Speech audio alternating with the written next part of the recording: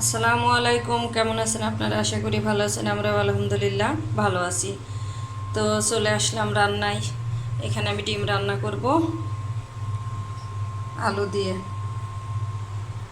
এই পাশে ভাত হচ্ছে, আমি একটু হলুদ দিয়ে নেব।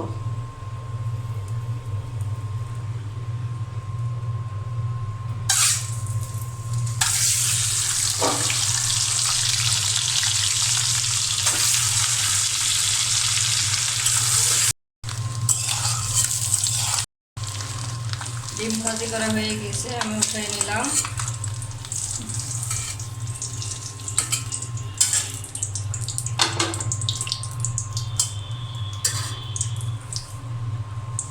পেঁয়াজ কুচি দিয়ে দিলাম,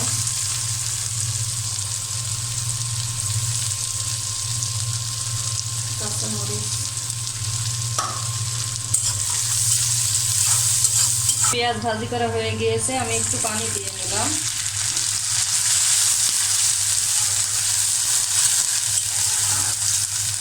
এর মধ্যে এখন আমি বাকি মশলা দিয়ে দেব। হলুদের গুঁড়া, ধনিয়া গুঁড়া, জিরা বাটা, মরিচের গুঁড়া, লবণ। মশলাটা ভালো করে কষিয়ে নিয়ে আমি আলু দিয়ে দেব। মশলা কষানো হয়ে গিয়েছে, আমি এখন আলু দিয়ে দেব।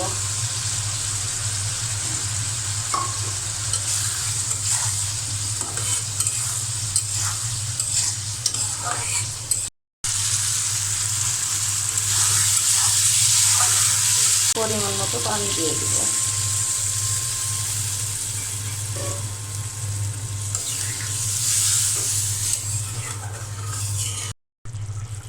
এখানে ডিম আলুর তরকারিটা হয়ে গিয়েছে, আমি উপরে থেকে একটু ধনিয়া কুচি পাতা দিয়ে দেবো।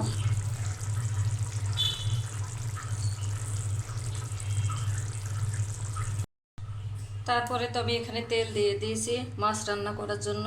তেল গরম হয়ে গিয়েছে,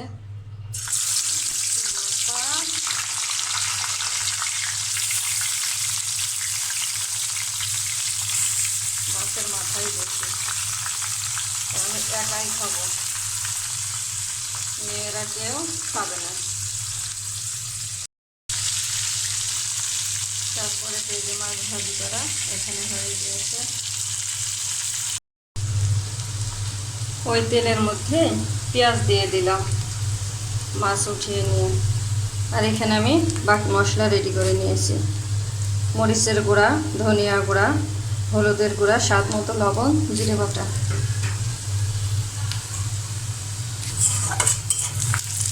পেঁয়াজটা ভাজি করা হয়ে গিয়েছে, আমি বাকি মশলাটা দিয়ে ভালো করে কষিয়ে নেব।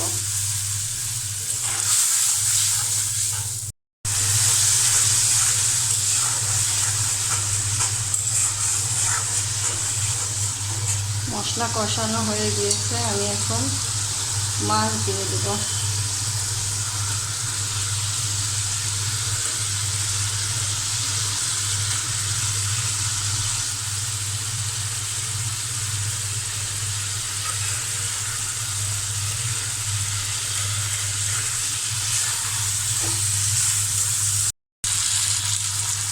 এখন পরিমাণ মতো পানি দিয়ে দেব।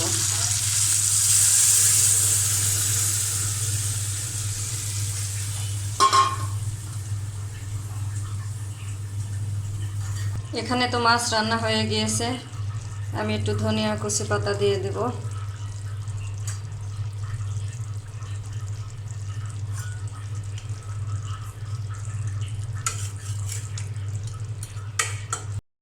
এখানে মাছ ভাজি করার জন্য তেল দিয়ে দিয়েছি, তেল গরম হয়ে গিয়েছে, আমি এখন মাছ দিয়ে দেব।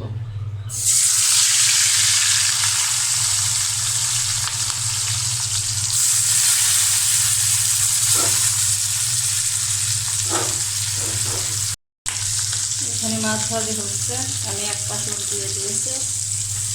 আর এখানে যে মাছের তরকারিটা রান্না হয়ে গিয়েছে। এখানে তো মাছ ভাজি করাটা শেষ হয়ে গিয়েছে, আমি নামিয়ে নিয়েছি। দেখুন, তো ভিডিওটি আমি আজকে এখানেই শেষ করব। যদি ভালো লাগে চ্যানেলটি সাবস্ক্রাইব করে দেবেন, আর একটি লাইক দিবেন আর কমেন্ট করতে ভুলো না কিন্তু।